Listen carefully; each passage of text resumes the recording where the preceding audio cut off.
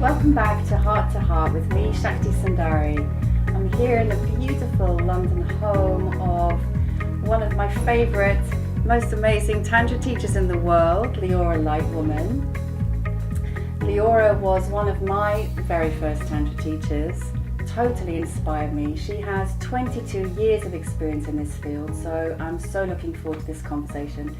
Welcome, Leora, and thank you so much for welcoming us to your home. Thank you, Shakti. Welcome. I'm just so happy to have you here in my home and honoured to be part of Heart to Heart. Thank you.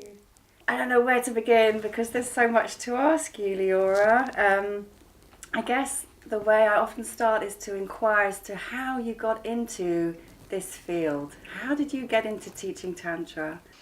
So actually I was working as a yoga teacher at the time, and I was working as a yoga teacher in a very precise Japanese approach to yoga and Buddhism and meditation. And I had got to a point where I was really wanting to let go, wanting to expand, wanting to embrace my relational and sexual life. And wasn't sure that the path I was following was particularly giving me much guidance or showing me how that part of my life was also part of a spiritual path, part of a spiritual practice. So does this mean then that you were seeking spiritually from quite a young age then? Yes, so I think I was always seeking meaning, and the meaning that came to me most obviously was originally through yoga, and originally at that time through Buddhist practice. Okay. Yeah. So you mentioned Japanese practice. What was the practice? It was a Japanese form of yoga that involved meditation, yoga postures, and certain kinds of retreats. Okay. And it was very good for me at the time because it was very structured. And at the same time I was longing to really find a way to embrace my sensuality, because aside from that I was doing a lot of dancing. I was dancing at a club that was, it was a salsa club, but actually a lot of people who came to the club were from the African community, and they were incredibly sensual. And I used to love dancing there, and I used to love being sensual. But I wasn't really sure how to integrate this very rigid yoga practice and this incredibly free and warm approach to sensuality with intimate relationship, with sex. So then, where did the sort of the curiosity, or how did Tantra suddenly come into your world? So I went travelling, and I went to a conference in Australia on breathing, and there I met some teachers who were teaching Tantra. And I went to this workshop, and it was like the lights went on, and what really went on was my heart. So I'd been embracing my sensuality, I'd been really practicing a discipline spiritually, and yet what hadn't fully infused either of those was my heart. In fact, it was always there, longing to be there, but it didn't have the same place. And in this very small workshop, I really felt that I was able to meet my heart, meet the hearts of others in an incredible way. People I'd never met before, I suddenly felt this real love for, and it wasn't a clinging love, it wasn't a desire, it was a real warmth and knowing. And that's what the meaning was for me. That's what I wanted to pursue. Oh, that's beautiful. Can you remember a particular moment in that workshop where, you know, you had a realization, or was it just a gradual sense of aha? It was definitely both. There was a gradual sense of something opening up, and then there was a particular moment of showing my heart to somebody and seeing their heart. And we did it symbolically, but it was so real. It was so real. And I think that symbolism has remained with me, how different it is to meet someone and actually show my heart and actually receive their heart.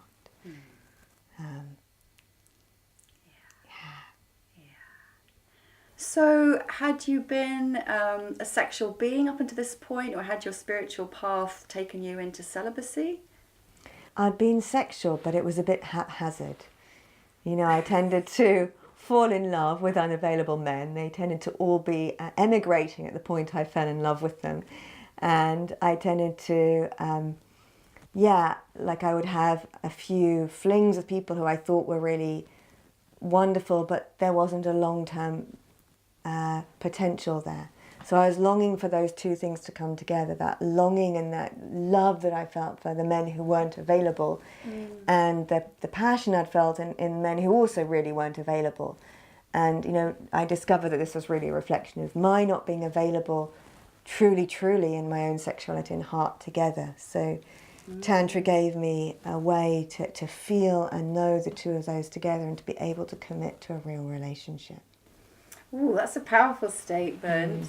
So then, you know, it's a bit of a truism, because so often I used to hear this and it really pissed me off that people would say to me, well, whatever's on the outside is a reflection of what's on the inside. And I'd be like, you know, but that's exactly what you've just said, really.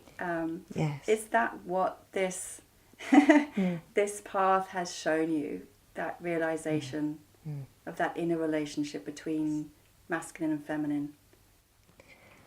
Absolutely. I mean, I wouldn't have known it at the time, but the patterns were too vivid to be ignored. That something of what I kept repeating unconsciously, you know, had to be something of what was coming up from my unconscious to be healed. Right. And, you know, as I was able then to be more attentive to what was happening inside me, then on the outside things changed also. Yeah, absolutely. And you know, a teacher of mine, I'd already been practicing Tantra for some time, said something that was revolutionary to me. He said that his teacher had said to him that actually connecting heart and sex is one of the hardest things we do as humans. And that blew my mind, because I'd been taught that Tantra is about connecting heart and sex.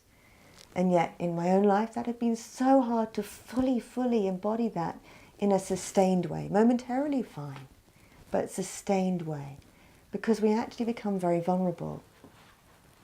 You know, when we commit to someone and when we commit our sexual energy and when we open our hearts, you know, we become incredibly vulnerable. And Tantra is also about giving us the tools and the capacity to live with that degree of vulnerability and to sustain it and to give it meaning and beauty and to be a safe haven for each other as well. So you talk about the vulnerability. I can imagine that approaching that, particularly for somebody who might not have any experience of doing that before, can be quite intimidating. What would you say to that person, whether it's a man or a woman, that sort of fear that might come up of suddenly feeling... Thank you. I think that's such a precious question, because I think that comes up all the time. You know, that's what we're all up against, is how vulnerable can I allow myself to be? And how I work is really with honouring that actually, you know, we don't need to be more vulnerable than we're ready to be, otherwise we're not. You know, it's just about that little bit of testing the water. Can I trust myself? Can I trust this other? Can I open this little bit more? What's it like in this world? You know, how is it just to let go a little bit more?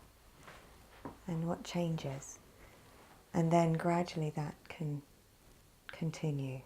That can continue. And sometimes we may need to close down, and that's not a bad thing. It's good that we're able to do that. But when we can notice that there's this pulsation of life that wants to sometimes pull back in and regroup and longs to open up, it gives the muscle of vulnerability that possibility to expand and contract more through choice, rather than being trapped in this forever, which is desperately lonely. And so then, was it a case of, right, I need to explore this with all that I am, this is the path for me, or again, was it sort of a gradual sense of that path just opening for you? What were the next steps? So I was very lucky that this workshop was actually a precursor to a much longer training. And I don't think I even thought about it. I think it was just entirely natural for me to continue from there. And you know, the next thing I remember was being at a workshop and alternating between laughing and crying as a whole load of pent-up emotions that had been held in me for a long time started to unwind, and I felt this real sense of freedom and let go. So although it wasn't a genital orgasm, there was this quality of this orgasmic energy moving through my body, clearing something out, opening me. And before that, I had just really not understood some of the people I'd been around from that community who had been like just so free to laugh. It was a wonder to me. I wanted it, I longed for it, but I just didn't know where it was coming from. And then suddenly I was in it, this place where laughter was bubbling up and running through me, and it was incredible. So then at what point in your journey did you, because I read that you trained with Margot Anand, who is of course world-renowned great-grandmother of Western Tantra anyway. So what was when did you encounter her?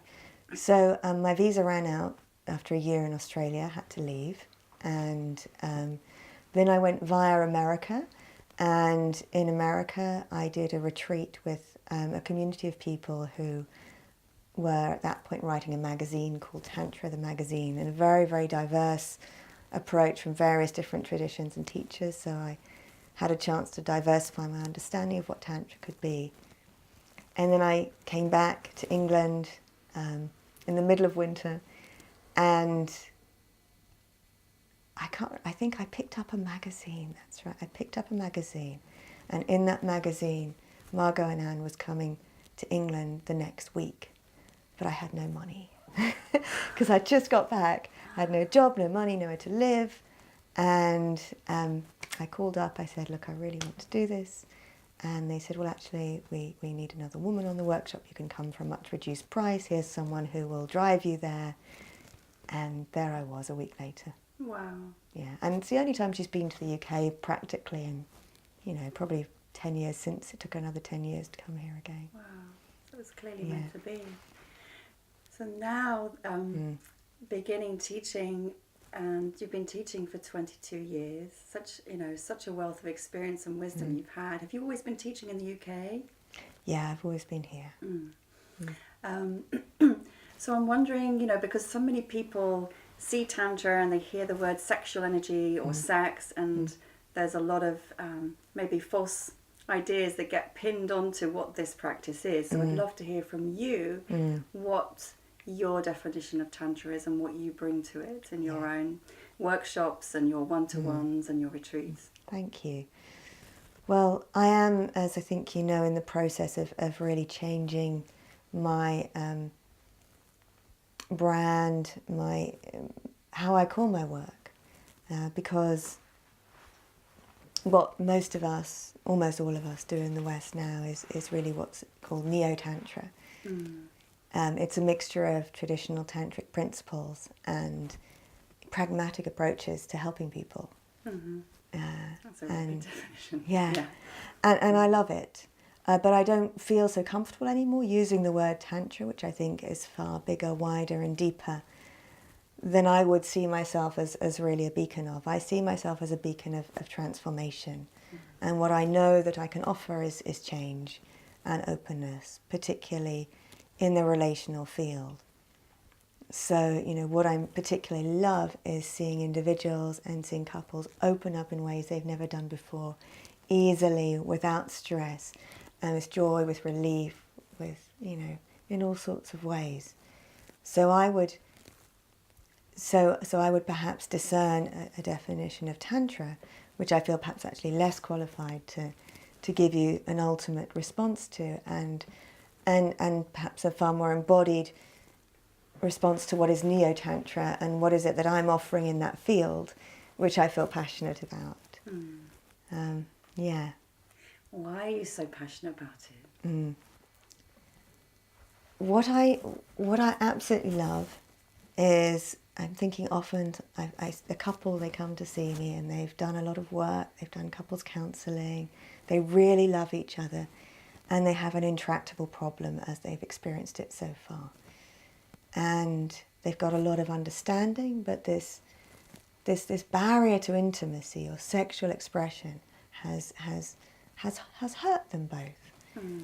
And what I feel very passionate about is that in some really simple ways of coming into the body, becoming really aware of what's happening inside the body, what's happening inside the heart, what's happening inside our sexual centers, by bringing awareness to finer movements of emotion, of feeling, of sensuality, sensitivity, sensation, the answers start to appear, and in fact a healthy pathway starts to appear. So one definition, just to answer you, of Tantra is it's a meditation on the body. And another definition is it's a marriage of energy and consciousness. So as we notice our energy, as we become more conscious of that, actually transformation can occur just through that. Just through that.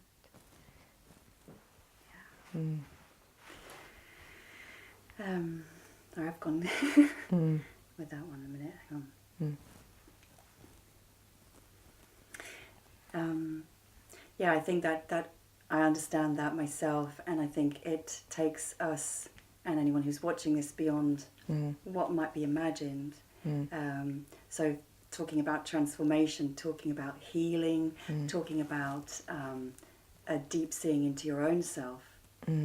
So where does the sexual marry with the transformation? So I always like to think about sexuality in context. And I think one of the biggest wounds in the West is seeing it out of context. To quote one of my early students, who I always remember, he said, this is the opposite of a yoni or a vagina on a stick.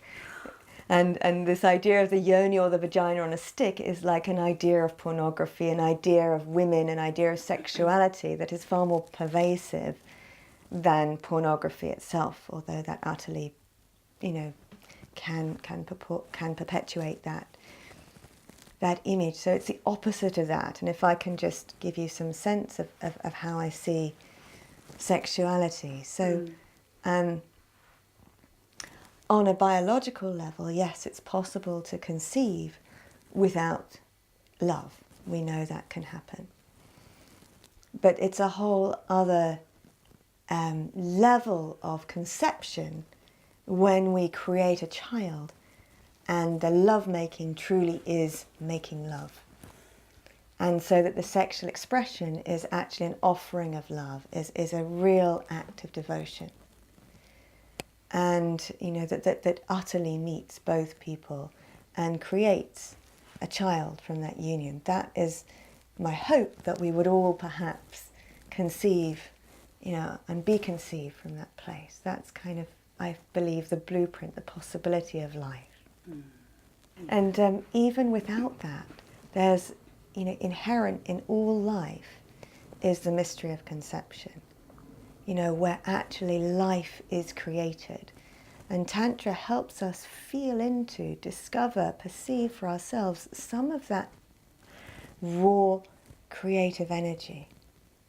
And once we see that, we can't anymore see sexuality as a vagina or a yoni on a stick. That's ridiculous. It's as paper thin as that image implies. And we start to see that, that how we make love is how we parent, how we are in the world, and we start to see, the generational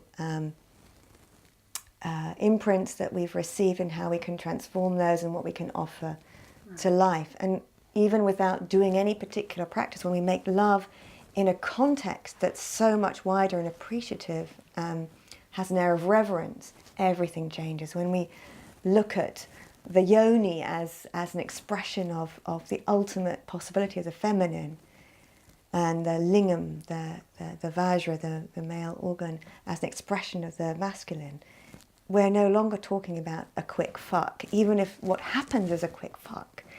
We're no longer talking about release, we're talking about a mystery. That's so beautiful.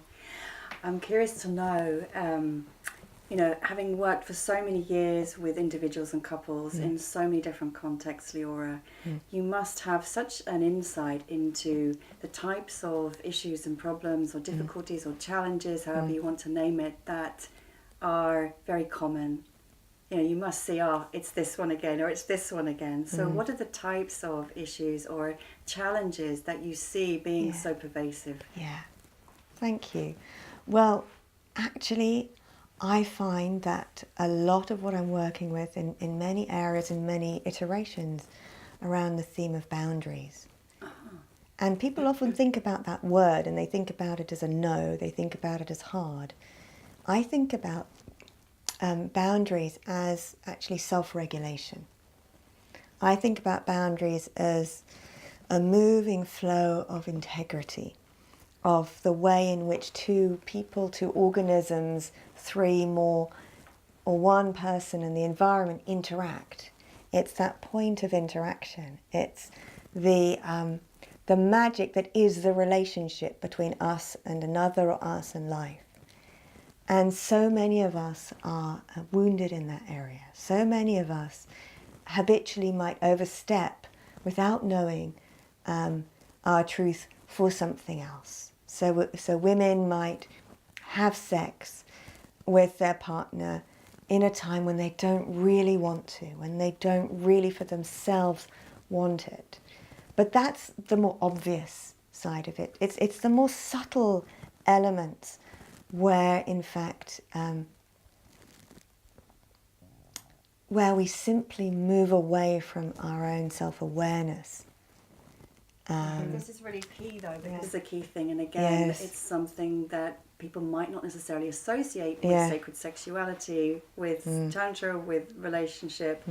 And I think it's really valuable to talk about this. So say, for example, a woman who has sex when she doesn't really want to, what would be the impact of that for her? Well, a woman or a man who do anything intimate in any moment that doesn't feel true, doesn't feel true. So what's happening is, verbally, they're communicating a yes. Inside, the body says no. And the body in some way closes down, usually in the heart. Because, we can often stimulate our genitals and get excited. But excitement and arousal and aliveness are not the same thing. And aliveness is a really nourishing inner process. So when we overstep, we say yes, the body then says no, and something shuts down. Some of our aliveness constricts. We don't feel so much, we don't love so much, we don't feel so good about ourselves. The world closes a bit.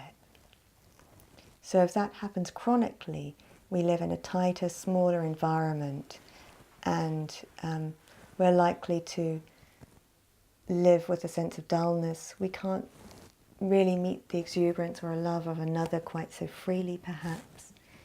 Sexually, it will show in the sexual organs, again through tension. So in lovemaking, when we want to practice lovemaking as a meditation, we want to have the opportunity for the sexual organs to be really soft. And I mean, a man's thinking, yes, soft in the sense of, the erection can be full, but there's a quality of receptivity. So that all of these words that are in popular culture about what a male organ is supposed to be don't necessarily apply. So he can be very firm, he can be erect, he can be very penetrative, but to have that sensitivity, he also realizes how sensitive this organ is and how incredible it is to feel the woman in a full way with the whole of his vagina, the whole of his penis, to feel her movements and the exchange that happens between the vagina and the yoni, the penis, the vagina, how they meet. It's that moment of meeting where the magic comes. And so in that, the man in his heart needs to have a quality of softness that he can feel through his vajra, through his lingam, but really where he feels it is in his heart. He feels the magic, he feels the beauty, he feels the love. And that's where it all comes alive. What's the ultimate potential then for, I'm going to talk just in heterosexual terms right now, although of course all of this will apply to any kind of sexuality or orientation, but say for a man and woman who are heterosexual, what's the potential as they follow this path together? Well, or individually, actually. Yes, Well, one actual potential is that they can relax more. You know, that they're not driven so much, because sexual energy can be quite a driving force, but it can actually take us outside of ourselves, whereas this approach to sex and lovemaking actually helps us arrive within. So we become stiller, we become calmer, our physiology settle down, we become happier, more content. Lovemaking actually creates love. So it's a creative process. It's less compulsive, it's less need-based, and it's more joy-based.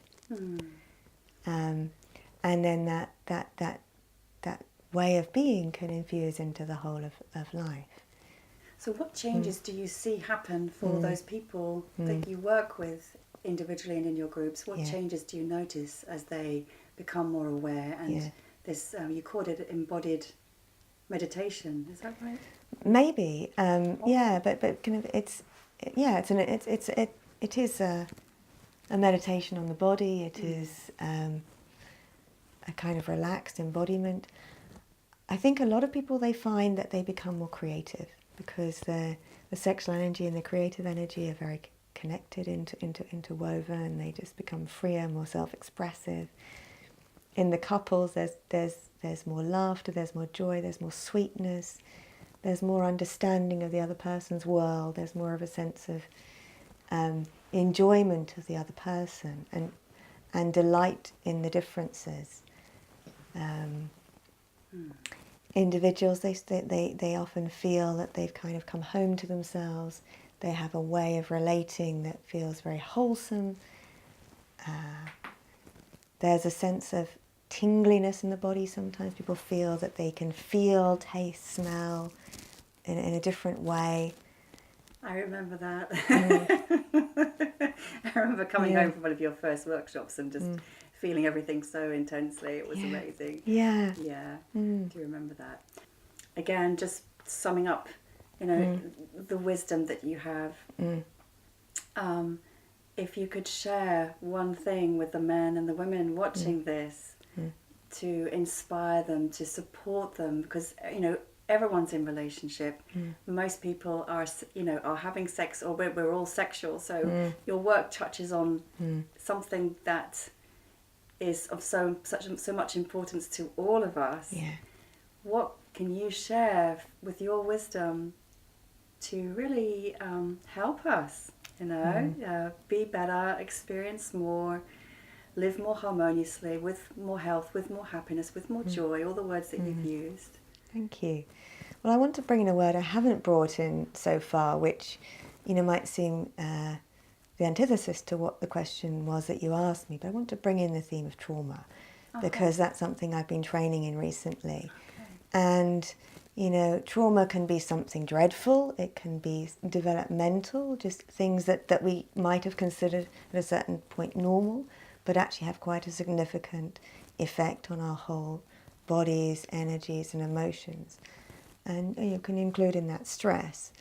But there are early experiences that we may have had that will affect our entire relatedness, you know, how we were in our early relationship with our parents. And it's Tantra in no way moves away from that, totally honours that. And, you know, helps us also go beyond the conditioning. But to go beyond, we have to really understand also where we've come from and really appreciate and welcome and honour that. And so, you know, I want to say to anybody who's not living all of the things that they imagine other people might be, or that Tantra could be, it's not that it's not there, it's not that you're doing something wrong, it's that often what's just there is that what we're touching into as we start to embrace more fully our sexuality are the hidden traumas in the body. They start to present themselves, and then couples start to argue. But the argument isn't usually about the thing it appears to be about. It's usually about my trauma meeting your trauma. And what I normally find is that behind that there's a lot of love. But what might be experienced is one pain meeting another pain. And so what I want to say to people out there is that, you know, what I want to say to people out there is that we can meet our pain also with reverence. We can meet our pain gently and gradually from a space of love. And that can be incredibly difficult to do one-on-one with a partner. And that's where I truly believe that community, that a support, a guide, a facilitator, are, as a culture, if we can embrace our need, longing, and the incredible beauty of giving and receiving in community and from others, that can help us unpick and heal and create more space and possibility to do that differently, then we've got a wider possibility of really living our true ecstatic potential. So I really hear what you're saying about dealing with trauma and how that comes up. I know that from my own experience and much more widely. And I can imagine, again, that people watching this will be thinking, what's trauma got to do with sexuality? Trauma, that sounds like something really awful. Yeah, thank you. Because often our minds go to natural disasters and all kinds of things like that. And although very sadly that is something afflicting many people in this world, I'm thinking much more of a situation where a child is born and is adopted, for example, into a really good family. But actually there's a real trauma that child has missed his or her birth mother. I'm thinking that in, what might otherwise be seen and experienced as a very healthy upbringing, ways where children have been left as babies in their cots for long periods of time, and something of the bond with humanity has been broken. I'm thinking of situations where parents have been divorced and how that's been communicated in the family and the tensions in the family, how that has left a child feeling alone and skeptical of the possibility of true union. And so what happens is these aren't necessarily conscious memories that occur in the brain, particularly if they're very early. They won't be any verbal associations at all, but they'll be felt when we arrive more intimately. So if you have sex with somebody over a prolonged period of time, intimacy will arise. As sex becomes more full-bodied, intimacy will arise, and then what happens is that those pains that we've stored, they might be stored in the heart, they might be held in the solar plexus, which is where we hold our emotions tight, they might be stored in the guts. And as we start to open our body, we start to have these feelings again. And what a facilitator or a teacher or a guide can do is actually contextualize those, help find a way to help those feelings come through and be understood and be welcomed. And underneath that, there's going to be more joy. Underneath that, there's going to be more sexual potential, more intimate potential. And it's inevitable that wherever we hold in our body, that will start to loosen up and be released through tantric practice. So what I hear you saying really is that ultimately it's not about the sex. It's really about our human condition and our human experience and connecting to our true essence in the heart. Is that what you're saying? Well, Tantra, has been, and comes back to the original question about Tantra and Neo-Tantra. People think of it as a brand of sex. Yeah. They think it's this kind of sex, but that's nothing to do with what Tantra really is. Tantra is about direct realization, which is why I don't see myself as qualified as a Tantra teacher in that sense. That's not who I am. But we always need to orientate to something greater, to find a bigger perspective and a wider and a deeper possibility. We orientate to what's bigger. If we orientate towards the smallness of a problem, we'll perpetuate it. So if we have a relational problem, if we look at really our deeper longing, which is to see the other as the god or the goddess, it's not just a longing to be seen, it's a longing to experience the other in that way. We long to love, we long to feel reverence, we long to feel that sense of mystery, we long to know deeply, we long to expand. And if we can follow that longing and keep following it, then inevitably how we make love will become an expression of that longing rather than an expression of my need against yours, which will inevitably create conflict. When we move with the longing and the devotion, everything becomes delicious, everything becomes fruity, everything becomes worthwhile and meaningful. We can start to open up on all kind of levels. Yummy. Got tingles now. Thank you. I know that one of the amazing things in the depth of your experience and your background is that you also have a training in psychotherapy and couples counselling. So I'm wondering how valuable that has been for you in holding space as a facilitator. Thank you. Invaluable, really, to understand how people hold their histories in their bodies, and therefore how different individuals will unfurl in different ways, that we're not all the same. It's not one size fits all, and there's no ideal to aim towards. I'm interested in helping individuals and couples precisely with their particular, intimate context to find their next step. And I just wanted to tell a little very quick story that on my first module of the couples counselling training I did, the facilitator of that training talked about a good enough relationship. And this was so alien to me coming from the tantric perspective.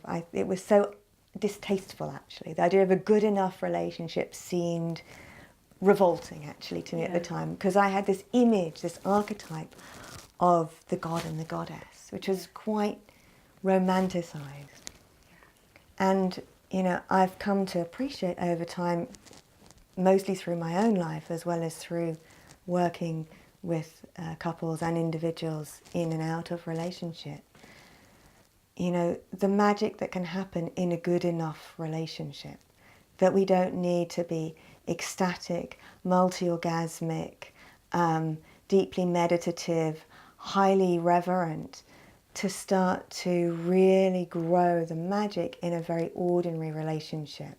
And I'm interested in being able to meet human beings, human to human, rather than fantasy to fantasy or vision to vision. I love that. So for couples in that context, what's the next step? What's the first step? Well, I think, and this is going to sound so obvious and so boring in a way to the mind, but it isn't when it happens in reality.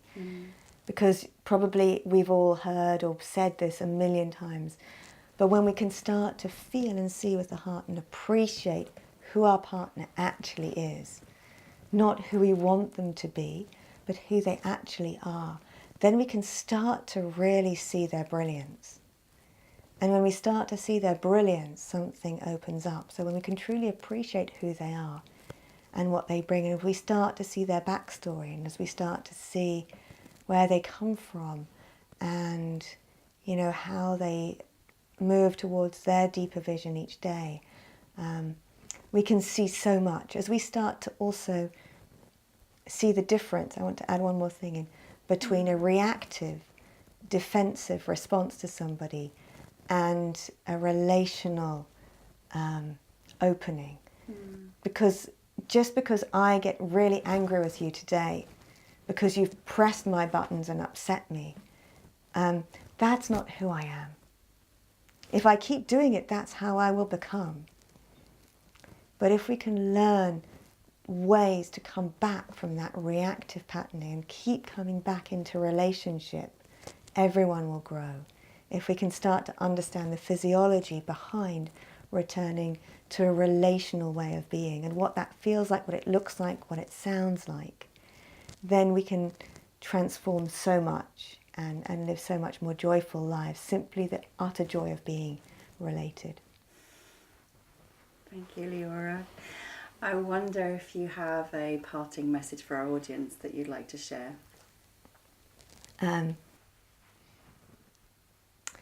always remember a book that I read many, many years ago that I totally love, called Tantric Quest by Daniel Odier. And in that book, Daniel Odier meets Devi, and Devi is a tantrika. And she asks him, "Why have you come?" And he says, "I've come to learn, I've come to learn from you. And she said, if you hadn't already tasted what this is about, you wouldn't be here in the first place. And I want to say to our, whoever's listening, to our audience, that whatever it is you're looking for when you're watching this video, you've already tasted it. It's already in you. It's already alive. And my work and our work is simply to help you recognize that, grow it, and find the tools to let it blossom and flourish. That's a wonderful sharing. Thank you so much, Leora. You've shared so much amazing wisdom with us. I wish we could speak to you for a lot longer. Thank you so much for your time. Thank you so much, Shakti. Namaste. And thank you so much for watching. Join us again next time on Heart to Heart with me, Shakti Sundari. And to find out more about Leora, you can head to her website, diamondlighttantra.com.